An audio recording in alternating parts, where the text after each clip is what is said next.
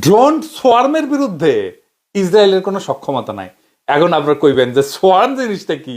Swarm হইতেছে একসাথে অসংখ্য ছোট ছোট ড্রোন বা রোবটের ঝাঁকে ঝাঁকে সমন্বিত এবং সম্মিলিত আক্রমণ।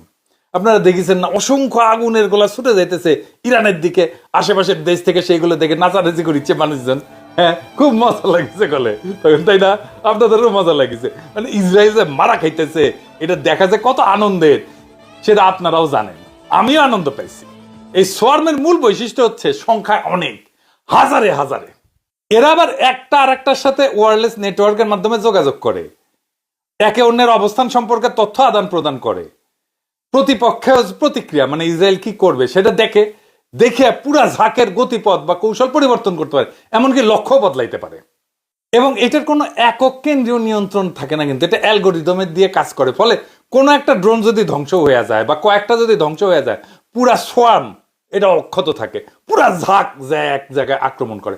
এখন এই ঝাঁকের প্রত্যেকটা আলাদা আলাদা কইরা, ওই যে আয়রন ডোম আছে, আয়রন ডোম বুঝেছেন না, ওই যে ছাদের মতো, মানে ওই ইসরায়েলের দিকে কোনো বোমা বা মিসাইল ছুড়লে ইসরায়েল আর একটা পাল্টা মিসাইল ছুড়ে ওইটারে ফাটায় দেয়, আকাশেই ফাটায় দেয়, ফলে ক্ষতি করতে পারে না।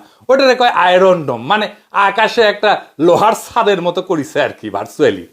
তো যাই হোক, ওই আয়রন ডোম আর এই হাজার হাজার ঝাঁকে ঝাঁকে গেলে তখন আর বুঝতে পারে না, সবগুলোকে আর ফেলতে পারে না। আর একটা সুবিধা হচ্ছে কি, এই যে সোয়ার্ম, এই সোয়ার্মের এক একটা জিনিসের এক একটা ড্রোনের দাম অনেক কম, সামান্য।